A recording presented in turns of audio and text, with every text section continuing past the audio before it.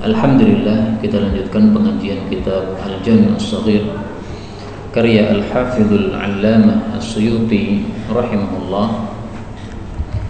Dan kita sudah sampai pada huruf wawu dalam kitab ini pada nomor 9626 di kitab saya.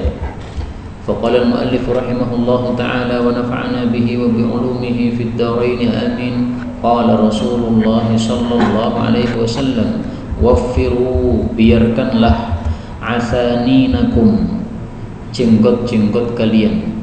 Jadi asanin itu sama dengan lihyah.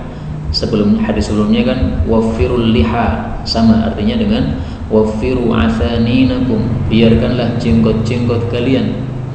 Karena itu para ulama berselisih pendapat apa hukumnya merapikan jenggot, ya, memotong sedikit jenggot supaya rapi.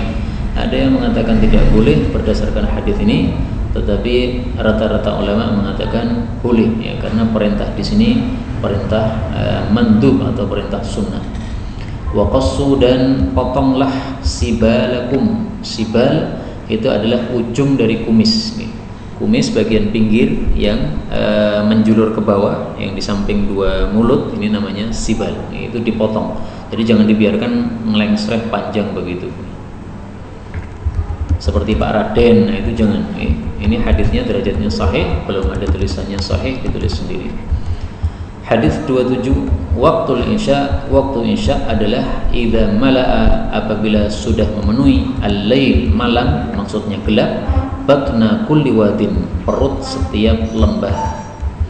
Hadis ini derajatnya dhaif sehingga tidak bisa dijadikan sebagai dalil. Adapun hadis yang sahih tentang waktu salat isya adalah ketika mega merah sudah lenyap. Kalau mau dicari kata kuncinya asyafaqu. Hadisnya diriwayatkan oleh Imam Muslim bahwasanya Rasulullah sallallahu alaihi wasallam bersabda, wa waktu salatil maghrib, waktunya salat maghrib, malam yaghibis syafaq, selama belum lenyap mega merah. Berarti kalau sudah lenyap mega merah sudah masuk waktu isya. Ini hadis yang sahih tentang waktu salat isya. Hadis 28, hadis ini palsu sehingga saya kasih tanda dengan bintang di sini. Waqtiru, muliakanlah man, orang yang ta'allamuna minhu, kalian mempelajari darinya al-ilma, ilmu.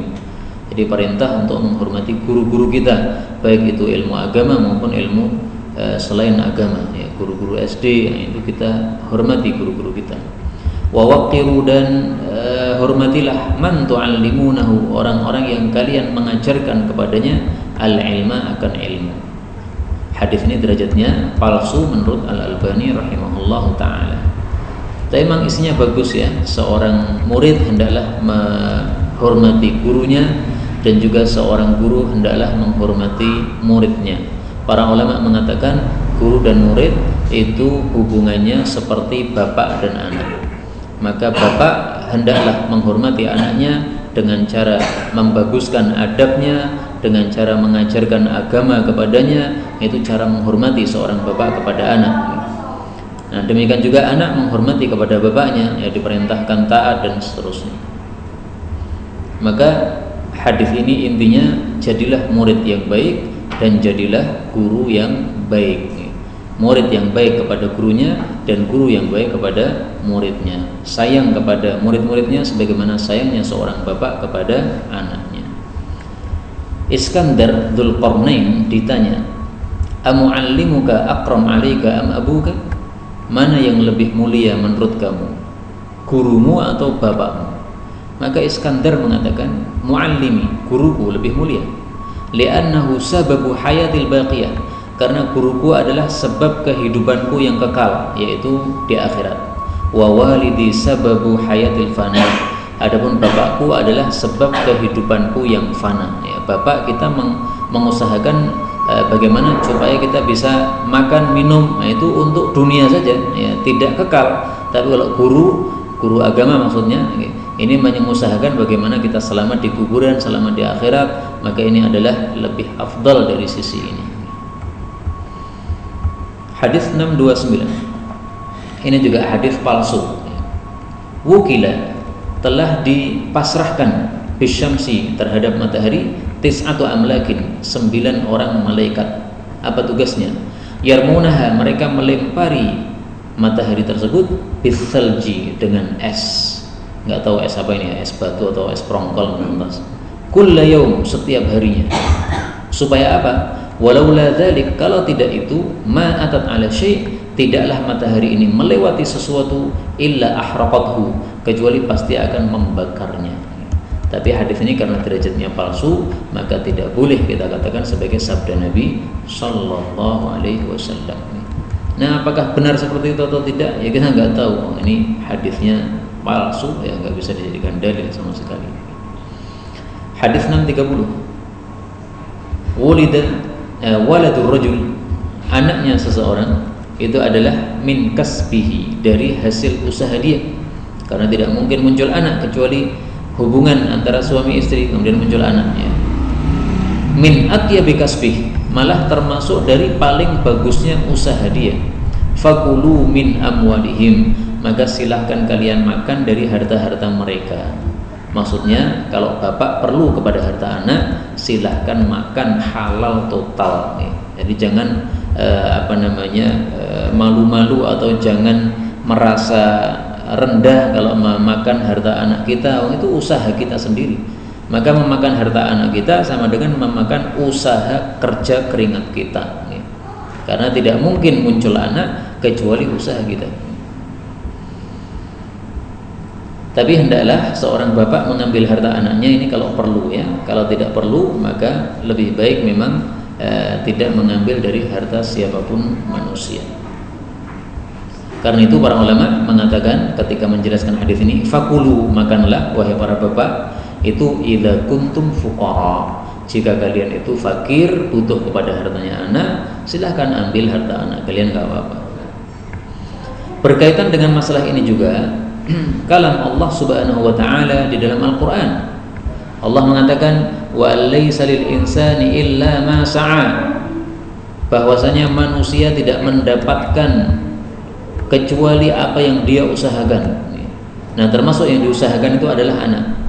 Maka kalau kita mempunyai anak kita melakukan satu kebaikan, maka kebaikan itu mengalir juga pahalanya kepada kita sebagai orang tua. Kenapa? Berdasarkan ayat ini, manusia tidak mendapatkan kecuali apa yang dia usahakan, dan anaknya termasuk apa yang dia usahakan. Ya, maka dalam Islam ini dihasungkan memperbanyak anak. Anaknya berapa? 10. Anaknya berapa? 11, 12. Nah, itu bagus seperti itu. Bukan 2 anak cukup, ya. 2 anak cukup itu bukan ajaran Islam. Bahkan 2 anak cukup itu zaman dulu kala itu tulisannya bukan 2 anak cukup, ya, tapi 2 anak lebih baik. Tapi karena orang-orang membacanya dengan salah, akhirnya diubah. 2 anak lebih baik. Nah, gara-gara dibaca salah begitu mereka marah tampaknya, akhirnya diganti 2 anak cukup. 9631. Waladuz zina, anak zina itu adalah syarrus thalathah, yang paling jelek daripada 3 orang. 3 orang yaitu bapak zinanya, ibu zinanya, sama anak zina tersebut. Maka yang paling jelek 3 orang ini adalah anak zina. Nah, ini hadis menimbulkan pertanyaan, apa salahnya anak zina? Dia nggak punya salah. Nah, maka jawabannya adalah hadis ini bicara tentang satu orang tertentu. Dulu kala ada orang yang anak zina, bapaknya jelek, ibunya jelek, dia lebih jelek lagi. Nah, waktu itu Nabi berkomentar, si anak zina ini, orang ini, ya bukan yang lain, adalah yang paling jelek daripada 3 orang itu.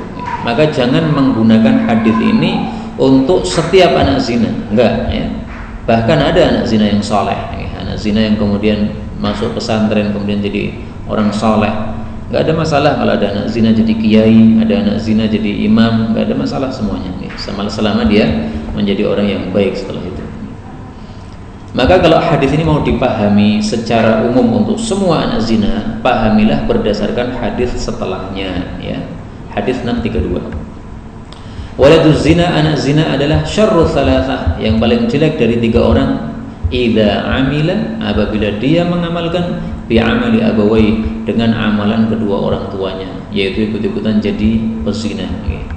Dulu bapak ibunya kecelakaan, akhirnya muncul anak tadi. Nah, setelah anak itu tahu, akhirnya dia frustasi, kemudian udahlah saya jadi pezina aja. Nah itu berarti paling jelek, karena bapak ibunya cuma sekali aja zinanya ya, setelah itu nikah, sementara dia malah jadi pelacur yang sesungguhnya alias terus menerus melakukan pelacuran. Nah maka kalau itu berarti dia memang betul-betul anak yang paling jelek dari 3 orang tersebut. Hadis 633. Oh ya, hadis yang terakhir ini tadi derajatnya dhaif ya. Adapun yang sebelumnya malah sahih. 633. Waladul mula'anah, anak dari mula'anah, asabatuhu asabatu ummi. Asabahnya itu adalah asabah ibunya. Mula'anah itu adalah suami mengatakan istriku berzina, istri tidak terima, tidak mengakui berzina, akhirnya diadakan mula'anah, saling melaknat. Yang mula'anah ini sudah disebutkan tata caranya di dalam Al-Quran surat An-Nur ya. Allah subhanahu wa ta'ala mengatakan wal khamisata, seorang suami ketika menuduh istrinya berzina maka dia bersumpah sampai 5 sumpah. Nah sumpah yang kelima apa? Wal khamisatu, dan sumpah yang kelima anna la'natallahi alaihi in kana minal kadhibin, saya siap mendapatkan laknat Allah kalau saya dusta menuduh istri saya berzina. Nah istrinya untuk menolak tuduhan tadi sama juga, dia bersumpah 5 kali sumpahan. Sumpah yang kelima adalah dia mengatakan saya siap kalau mendapatkan murka Allah kalau suami saya jujur, yaitu betul-betul saya berzina. Itulah yang disebut mula'anah. Nah sekarang anak hasil dari mula'anah tadi. Jadi ini istrinya bunting, suaminya tidak mengakui, ini bukan anak saya, ini zina ini. Nah, maka waladul mula'anah, anak mula'anah, asobahnya adalah asobah ibunya. Biasanya setiap orang itu asobahnya adalah asobah bapaknya. Asobah itu apa? Asobah itu kerabat-kerabat yang nanti kalau dalam ilmu warisan ya, itu mereka akan mewarisi sisa dari pembagian warisan, itu disebut asobah. Demikian juga nanti dalam masalah lain, yaitu masalah jinayah, itu nanti muncul istilah asobah. Nah asobah ini adalah asobah ibunya, bukan asobah bapaknya. Kenapa? Karena bapaknya tidak mengakuinya sebagai anak. Maka di dalam Islam ketika terjadi mula'anah, anak ini tidak dinisbatkan kepada bapaknya ya, tapi dinisbatkan kepada ibunya, sehingga asobahnya pun ngikut kepada asobah ibunya. Hadis ini disahihkan oleh Suyuti, didhaifkan oleh Al-Albani, tapi maknanya sahih. Karena memang anak mula'anah tidak dinisbatkan kepada bapaknya ya, maka dari sisi fikih ini hadis isinya sahih.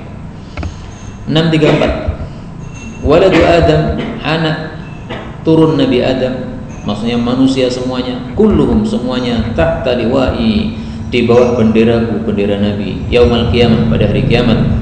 Wa ana, dan saya ini, awwalu man, orang yang pertama kali, yuftahu lahu, dibuka baginya, babul jannah, pintu jannah. Hadis derajatnya hasan.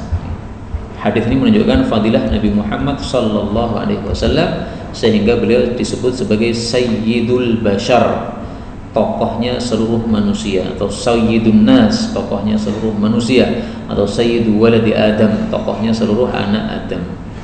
Maka kita berdoa dalam salawat Allahumma sholli ala sayyidina Muhammad, itu enggak apa-apa ya.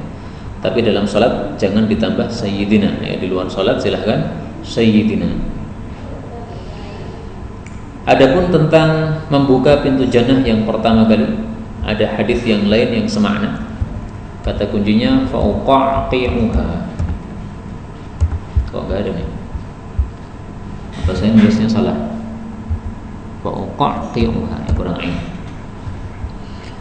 Anak saya, kata Nabi, awwalu man ya'khudhu, orang yang pertama kali memegang bihalqati babil jannah, lingkaran di pintu jannah. Jadi pintu kan ada pegangannya yang melingkar itu. Nah, yang pertama kali memegang adalah Nabi. Fauqaqi'uha, maka saya menggerak-gerakkannya supaya dibukakan. Hadis riwayat Tirmidzi, derajatnya sahih. Nah, maka baru kemudian dibuka oleh malaikat yang menjaga pintu jannah ya. Dalam hadis yang lain disebutkan lagi, fauqaqi'uha, aku menggerakkan lingkaran tadi. Fayuqalu man hadza, ditanya siapa ini ya menggerak-gerakkan pintu surga ini. Fa aqulu Muhammad, maka saya menjawab saya Muhammad. fayaftahuna li, mereka para penjaga jannah membukakan untuk saya, wa yurahhibuna, dan mereka mengatakan marhaban, fayaquluna marhaban, selamat datang, fa akhiru sajidan, maka saya pun bersujud kepada Allah Subhanahu wa taala. Tapi tambahan seperti ini derajatnya adalah dhaif menurut Al-Albani ya. Tapi diriwayatkan oleh Ibnu Khuzaimah. Ibnu Khuzaimah itu kitabnya adalah kitab Sahih Ibnu Khuzaimah. Jadi tampaknya Ibnu Khuzaimah mensahihkan hadis ini.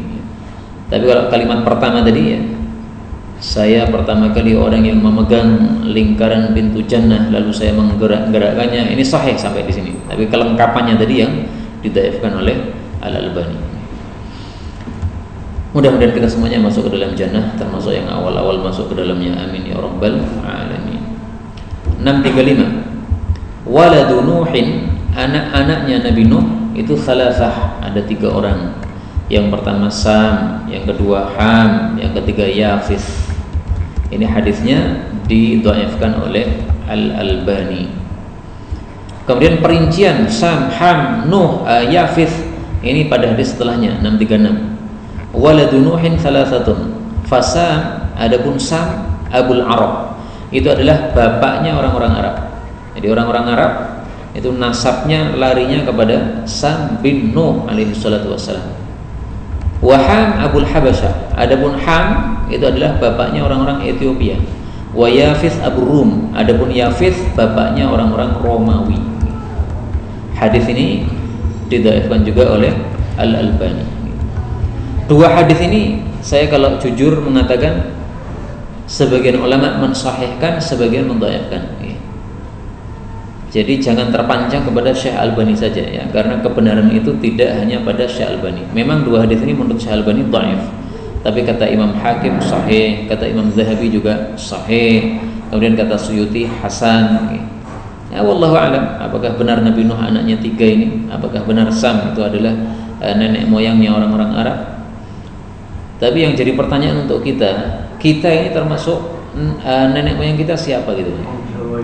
Arab yora, Ethiopia yora, Romawi yora. Jadi bapaknya sinten, Pak? Bapaknya Katut Koco napa? Nah, wallahu alam nih.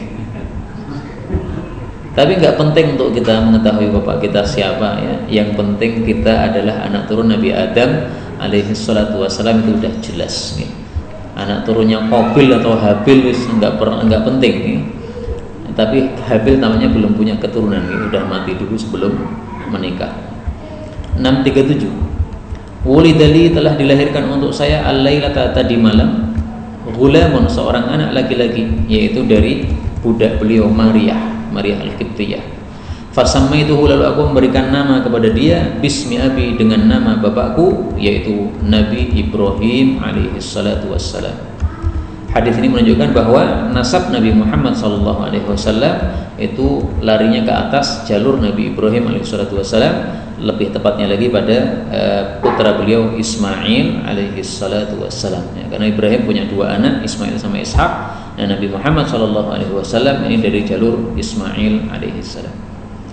Dari hadis ini kita ambil 3 masalah fikih. Pertama, telah dilahirkan bagi saya tadi malam seorang anak kecil, anak laki-laki, lalu saya kasih nama.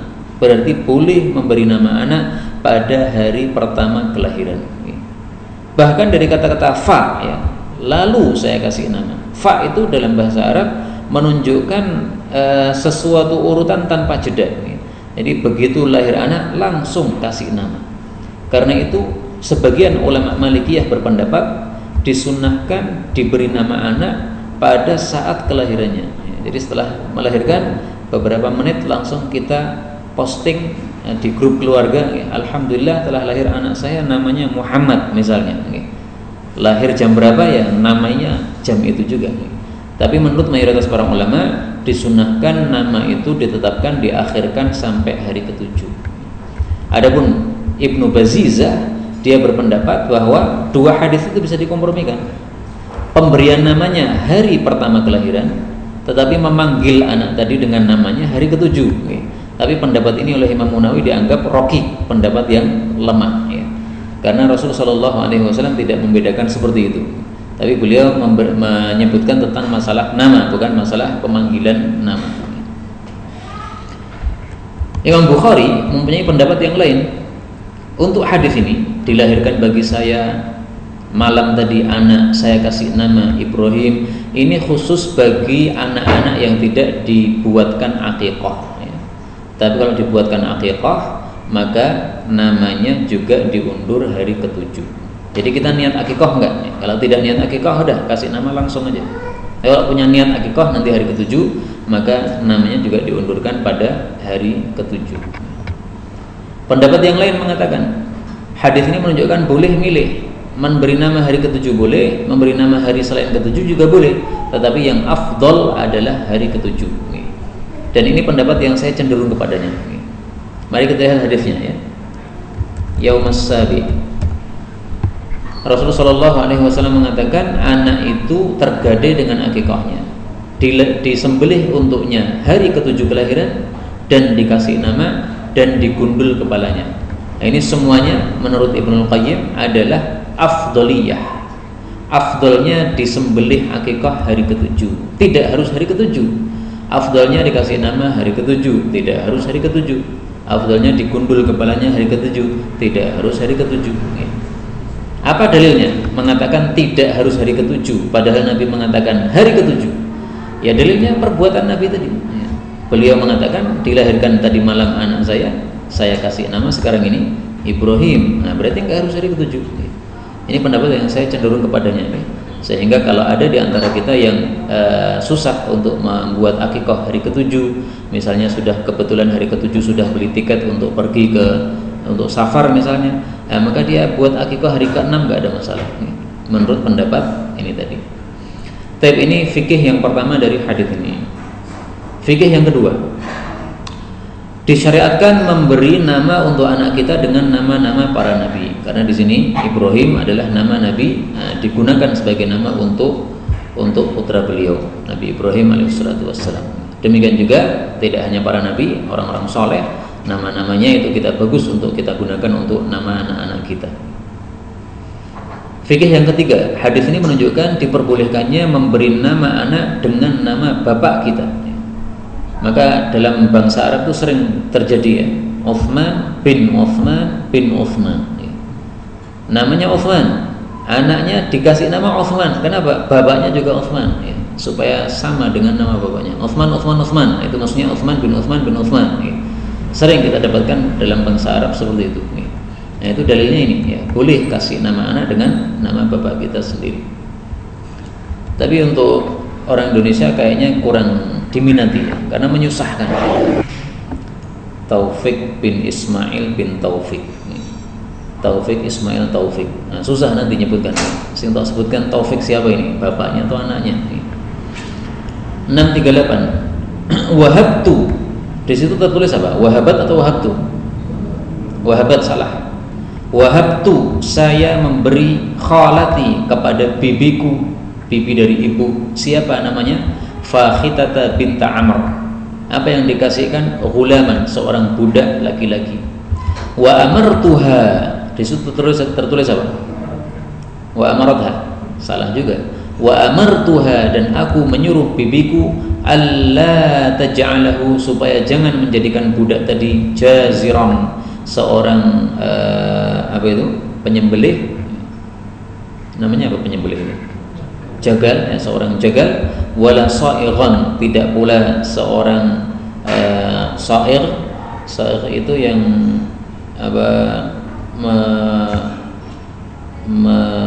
mencelup emas dan sebagainya itu, apa namanya itu? Kemasan ya. Tukang kemasan ya. Jadi penyepuh ya. Jadi mungkin ada cincin yang bukan emas tetapi kemudian dicelup emas, jadi supaya terlihat emas padahal di dalamnya bukan emas. Nah, seperti itu sa'ir namanya. Wala hajaman, tidak pula hajam, tukang bekam. Hadis ini derajatnya dhaif menurut Al-Albani, sehingga tidak bisa dijadikan dalil. Andaikan hadis ini sahih, maka hadis ini bisa dijadikan dalil dimakruhkannya bekerja dengan menjadi 3 pekerjaan ini ya.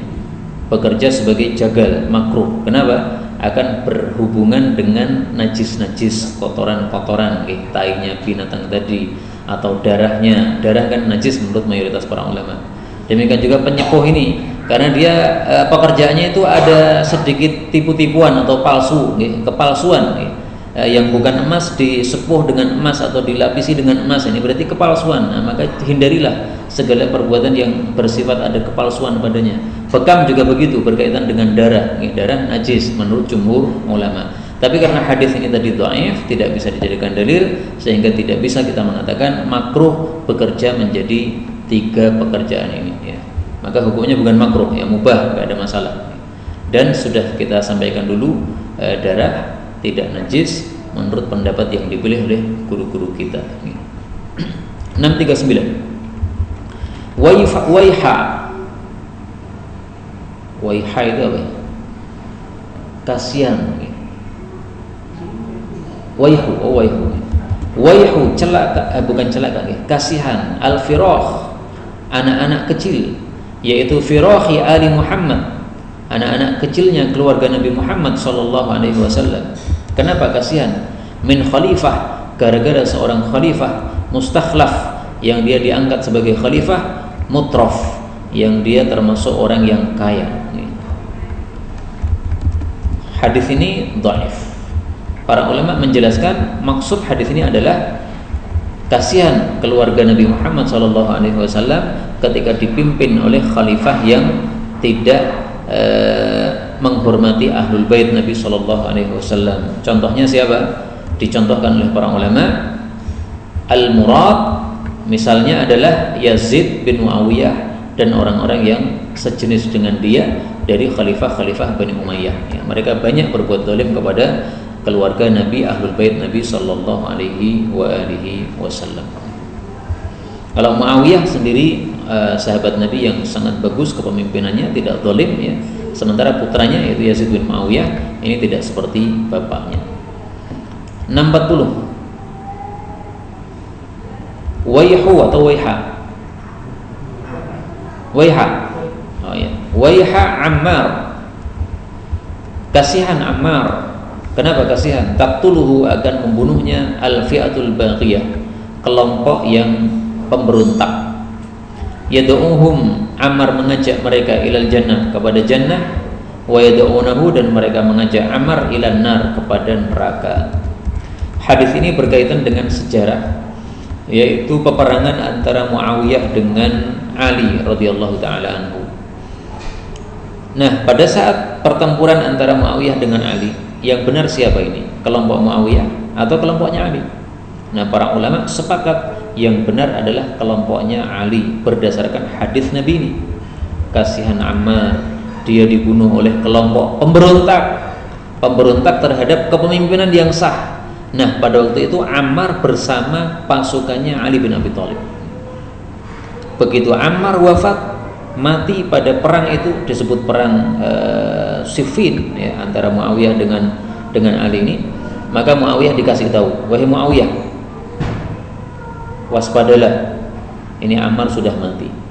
Sementara Rasulullah SAW bersabda, kasihan Ammar dibunuh oleh kelompok yang memberontak. Berarti kamu pemberontak, berarti kamu berada dalam kesalahan, berarti kamu itu mengajak kepada neraka, sementara Ammar itu mengajak kita kepada surga. Nah, maka Muawiyah karena nggak bisa jawab, maka dia mengatakan yang membunuh Ammar adalah kelompok yang membawa dia ke medan perang. Karena kalau tidak dibawa ke medan perang, dia nggak akan mati. Nah, maka Ali bin Abi Thalib lebih cerdas lagi. Dia mengatakan, ini perkataan Ali, saya baca ini. Idzan qatala Hamzah Rasulullah sallallahu alaihi wasallam. Kalau begitu yang membunuh Hamzah dulu ketika perang itu berarti Nabi Muhammad, karena Nabi Muhammad yang bawa Hamzah perang. Nah, maka di sini Muawiyah nggak bisa jawab. Nah, maka jelas para ulama sepakat, ajma'al fuqaha, para ulama sudah sepakat, termasuk Imam Malik, Imam Syafi'i, Imam Abu Hanifah, Imam Auza'i, dan juga jumhur para ulama, bahwasanya Ali bin Abi Thalib adalah yang benar di dalam peperangannya melawan orang-orang Siffin dan juga melawan orang-orang dalam perang Jamal. Maka dalam perang Jamal itu kelompok yang berseberangan dengan Muawiyah adalah kelompok yang salah, berseberangan dengan Ali adalah kelompok yang salah. Demikian juga dalam perang Siffin, kelompok yang berseberangan dengan Ali adalah kelompok yang salah. Ini hadisnya jelas ya, dan hadisnya sahih riwayat Imam Bukhari. Tapi masalah seperti ini jangan sampai kita menyebabkan kita mencela kepada Muawiyah. Para ulama sepakat Muawiyah salah dalam hal ini, tetapi mereka juga sepakat bahwasanya apa? Nah, kita baca kesepakatan kedua.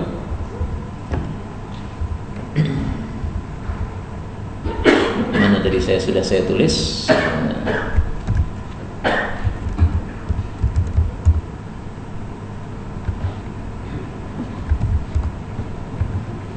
Lakin akan tetapi la yukaffarun, mereka tidak boleh dikafirkan bibaghihim dengan sebab pemberontakan mereka tersebut.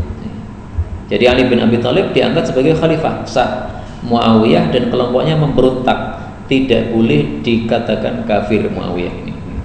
Karena ada sekelompok orang mengatakan Muawiyah kafir, Muawiyah munafik. Ini tidak benar.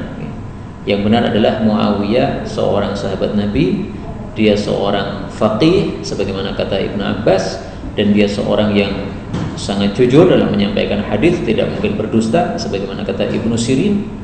Tetapi beliau dalam hal ini salah sikap. Orang salah kan nggak bisa dia tidak bisa divonis kemudian sesat masuk neraka kafir, nggak bisa. Namanya salah ijtihad. Ya namanya salah ijtihad ya dimaafkan karena salah aja, tidak sengaja maksudnya, salah ijtihadnya, pemikirannya salah. Maka kesimpulannya dalam hal ini adalah kita memuji dua sahabat ini, Muawiyah orang yang baik, Ali orang yang baik. Hanya dalam kasus peperangan ini Ali yang benar, Muawiyah yang salah. 641. Waihak, celaka kamu. Awalaisa, bukankah ad-dahr, sepanjang masa, kulluhu ghadan, semuanya itu disebut besok. Jadi besok itu ya besok, tahun besok itu ya besok, tahun depannya lagi ya besok, tahun 2030 ya besok. Sehingga kalau saya mengatakan besok kiamat, nah itu ya benar. Besok kapan? Ya besok ya pas terjadinya kiamat itu. Hadis ini derajatnya dhaif, silahkan ditulis sendiri.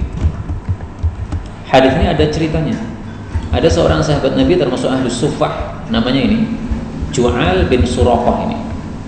Dia ketika akan perang Uhud, dia bertanya kepada Nabi SAW, ya Rasulullah, ada orang ngomong engkau akan terbunuh dalam perang Uhud, benar gak ini? Maka Rasulullah mengatakan, waihak, kasihan kamu ini, kok ya orang mudeng men gue gini. Kasihan itu maksudnya apa? Kok ya orang mudeng, ya bahwasanya kata-kata besok itu tidak harus besok betul. Ada orang mengatakan engkau akan terbunuh besok, yaitu dikiranya dia harus besok perang Uhud itu. Enggak harus besok perang Uhud ya. Maksudnya yang ngomong itu adalah ya besok pas saya mau mati itu. Jadi tampaknya dia apa istilahnya dikerjain oleh temannya gitu ya. Besok Nabi Muhammad wafat ya, mati besok. Nah dia pahamnya besok pas perang, padahal nggak harus besok itu. Besok saya poligami Pak. Besok kapan? Wallahu a'lam. Bisa jadi pas di surga. Nah itu perkataan begitu tuh nggak salah. Tapi jangan menggoda istri panjangan loh. Mbak besok aku poligami Mbak. Tiba-tiba dia pingsan, kaget kiranya besok betul, padahal besok berdasarkan hadis ini. Nah, bacakan hadis ini dulu, baru antum katakan besok saya poligami, nggak apa-apa, nggak pingsan insyaallah. 62. Waihaka, kasihan kamu. Idza mata Umar, apabila Umar mati, fa in istata'ta, kalau kamu bisa antamuta untuk mati juga, famut, maka matilah juga. Artinya kalau Umar sudah mati, nggak enak hidup lagi. Hadis ini juga ada sebabnya, dan hadis ini derajatnya dhaif. Ada seorang laki-laki menjual kepada Nabi SAW beberapa ekor unta dengan kredit. Nah kemudian orang ini ketemu dengan Ali bin Abi Thalib. Ditanya oleh Ali, dari mana? Dari Nabi SAW. Ngapain? Saya jual unta kepada beliau. Kredit atau kontan? Kredit. Nah, maka Ali bin Abi Thalib mengatakan kepada dia, kamu kembalilah kepada Nabi, tanyalah kepada Nabi, ya Rasulullah, karena ini kredit, Kalau tiba-tiba terjadi sesuatu, yaitu engkau wafat, siapa yang akan melunasi saya, siapa? Nah, maka orang ini, karena orang ini dari desa, dia disuruh aja manut aja, datang kepada Nabi. Maka Nabi mengatakan, nanti yang melunasi Abu Bakar. Kemudian ketemu dengan Ali lagi, jawabannya apa? Abu Bakar.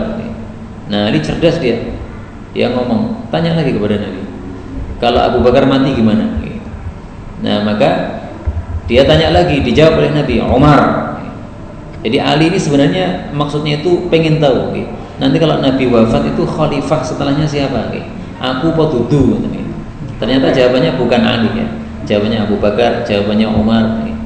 Nah, terus Ali masih belum puas, suruh tanya lagi sana. Maka kalau Umar mati gimana? Siapa yang melunasi?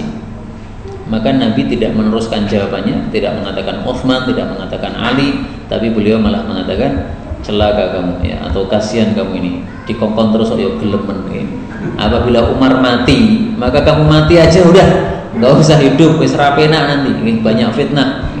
Tapi memang hadis ini derajatnya apa? Dhaif, Dhaif itu kita tidak bisa yakin apakah Nabi bersabda seperti ini, apakah terjadi kejadian ini, bisa jadi betul-betul terjadi, bisa jadi juga tidak. Tapi minimal kita ambil pelajaran di sini bahwasanya Ali bin Abi Thalib adalah orang yang cerdas, punya trik caranya bagaimana dapat jawaban dari Nabi Shallallahu Alaihi Wasallam untuk beberapa masalah yang dia ingin tahu, caranya seperti ini. Bisa kita tiru cara-cara cerdas seperti ini. Hadis berikutnya 643. Wailun, binasa lil aqqa tumit-tumit minan nar, dari sebab neraka. Ini hadis bicara tentang tumit-tumit yang tidak terkena air wudu, maka diancam dengan api neraka. Tidak hanya tumit saja, semua anggota wudu yang tidak terkena air wudu maka akan masuk ke dalam neraka. Adapun beliau menyebutkan tumit itu karena waktu itu kejadiannya ada sebagian sahabat Nabi yang tumitnya tidak terkena air, maka beliau menyebutkan tumit karena sesuai dengan kejadiannya yang ada.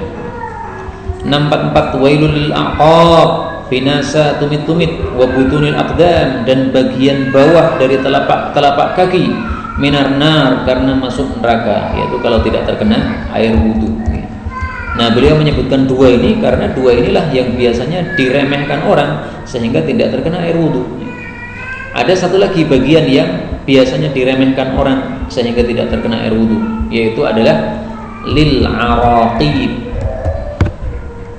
Wailul lil araqib minan nar, binasa urkub-urkub apabila tidak terkena air wudu akan masuk neraka. Hadis ini juga muttafaqun alaih. Nah, urkub yang jamaknya araqib itu adalah urat keting. Tahu urat keting ya?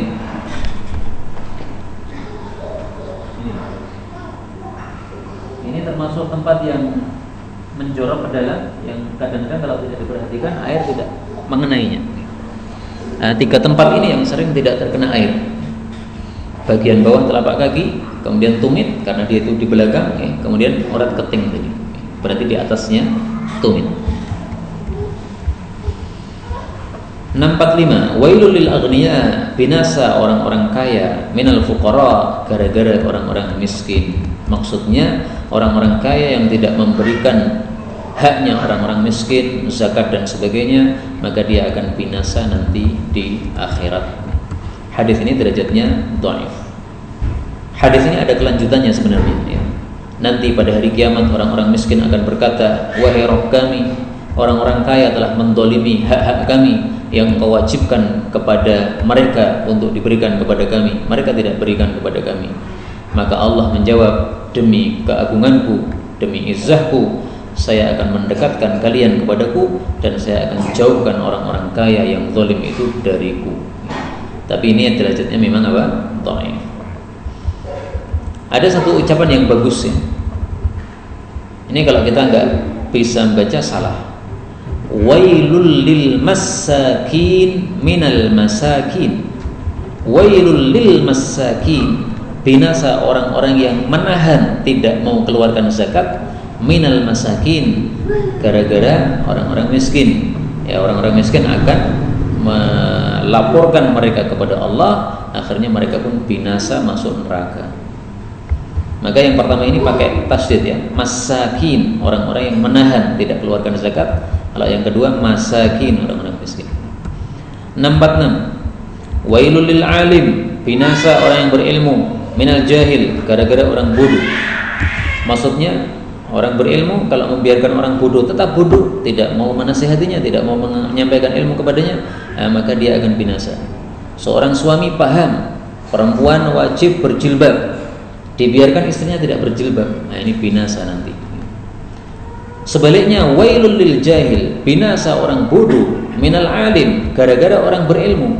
Artinya kalau ada orang bodoh dikasih tahu oleh orang berilmu, diajari oleh orang berilmu, dinahi mungkari dan diamar ma'rufi oleh orang berilmu tapi menolak, itu juga akan binasa.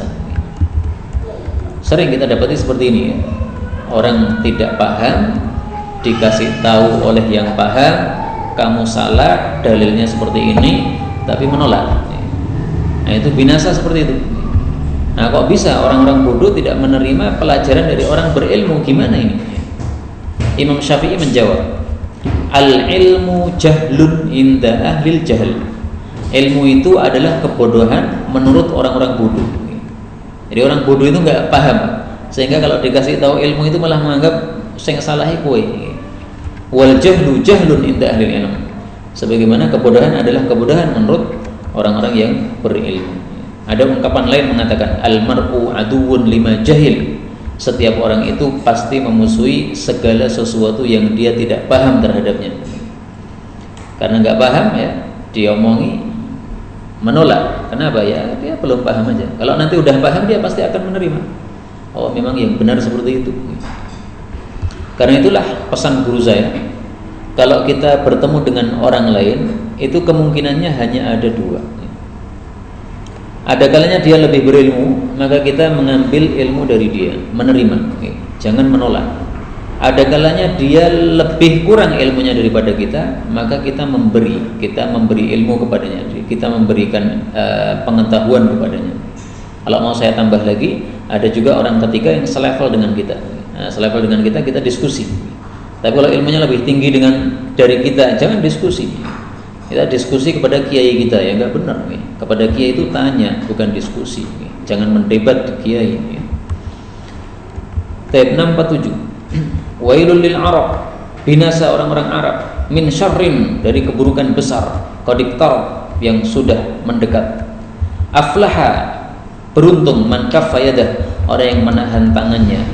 Yang dimaksud hadis ini adalah fitnah di antara kaum muslimin, ya, peperangan antar kaum muslimin, perseteruan antar kaum muslimin, itu adalah satu keburukan besar yang sudah dekat, yang apabila kita masuk ke dalamnya kita akan binasa. Maka Nabi berpesan, aflaha man kaffa yadah, beruntung orang yang menahan tangannya, tidak usah ikut-ikutan.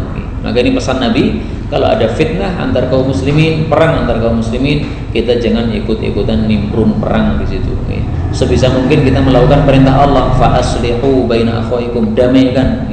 Kalau bisa mendamaikan, damaikan. Kalau nggak bisa ya udah. Yang penting kita sudah kasih nasihat, jangan berperang sesama umat Islam. 648. Maka kalau ada umat Islam memusuhi kita, nggak usah dilayani, Pak.